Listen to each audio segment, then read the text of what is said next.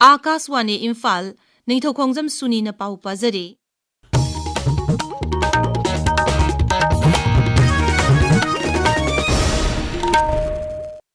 Rashtrapati Draupadi Murmu na Chhattisgarh gi Jagdalpurda Bastard Pandam Festival ngasi haudokre. Thormaduda Rashtrapati na hai lamdam aduda leiriba miyoi na makhoi punsi asi nungti numit khudingi nungai na kumai pangthokpa gumna hingbagi mami tai. Kumai asigi kuthangda leibaga sida amasung malemda Bastard lamdamgi tribal singi inak khulaba nat amasung sanskriti adu uhali. Rashtrapati na hai haukiba sahi nifu asida Bastard lamdam asi Maoist na maram oiraga awaba kaya thengaduna lakli mafam adu leiba tribal sing naha amasung dalit sing na hen kutungsadaba kaya mayok narakhi magna hai Kendra Sarkar na Maoist singi hingsa gi thabak thawram sing loisinaba thawrang kaya paikatuna mafam adu leiba miyam sing aki akang pondanaba honari Rajyapal Ramendeka Mukhyamantri Vishnu Diosai Kendra gi Mantri Tokhon Shahusu thormadu saruk yaki Sangaitel to Tera United Clubs Organization na Pasoi Lamkhai degi Sangaitel Phauba gi lambi asi semjindriba phauba railway construction gi pochai sing putok pusin tawriba gari sing chatpada khudakta gi athingba thamkhre hairi hiramasi gi matang da pangthokpa pau gi mifam amada loop asi gi advisor na hai kilometer 8 hena sangba lambi asi maruiba lambi amasu oiribani lambi asi tongan ba makhal makha kaya gi gari sing chu seli lambi asi major district road on ki pasu kuidri mari lainaba sing lambi asi light vehicle sing sathok sin tawba khakta gi sem gi ba lambi ni adubu railway construction gi pochai sing puba heavy vehicle sing chatpadagi lambi gi phipam sokle matam kaya gi mamangda gi lambi asi semjin binaba mari lainaba sing da taksin duna lakli adumoinamak lambi asi mari lainaba sing na semjin bagi thabak udabadagi lambi tingbagi khongjang asi sangsilakpani hairi atuba matam da lambi asi semjin biduna chatok sin da apan ayet apan laitanaba mari lainaba sing da appeal tawri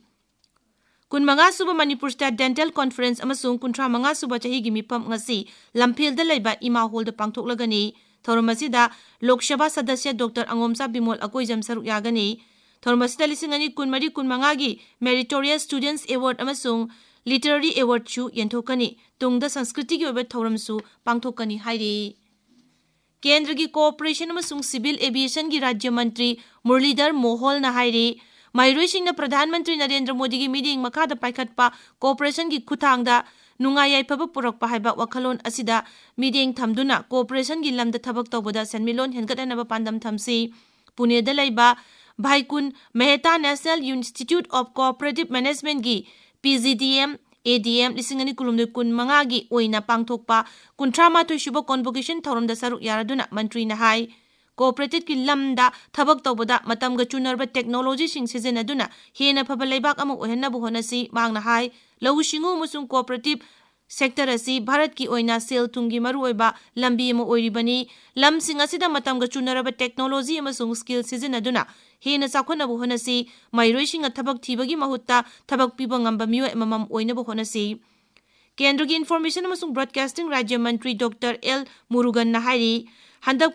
Puthokiba Kendra gi budget lisingani kuntaru kuntare na lebak asigi GDP hengathanbada naha singda hena sakti piba nupi singi sakot thorangi lam yatpa lairaba basung lairaba gi pankhai makhada leiba miyoi singbu hena tengbang piba infrastructure phagathanba magun leiba pothok puthokpada hena bideng thamli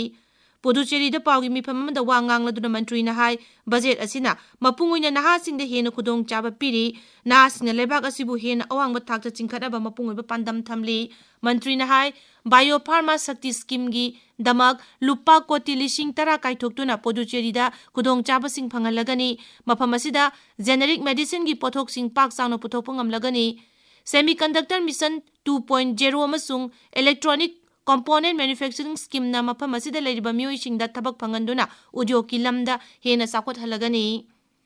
Kendra gi Mantri Annapurna na hairi sangom gi pothok uhai wahai manamasing marumarang masung atai lau singu gi pothok sing sarkar asina mapung phana ngak senduna puthokli thawrang asina malem gi kaithel da laumi singna pothok puthokpagi apambasu hengalakli amasung Atmanirbhar Bharat ohenbada chawna mateng oiragani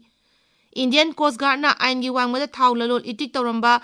khutpu amagi jahaz ama phare jahaz asina ain gi wangmada ahongba mamalda Irang thokliba lebak singdagi naron da thau puthok pusin tawbani hairi Pakistan gi Islamabad ta laiba masjid amada masa sijaraga bom pokahanbagi thawdok adu IS na chathabani hairi thawdok astumiyoi kunthama toisi gi sama humudra sokhi hairi pauloi jare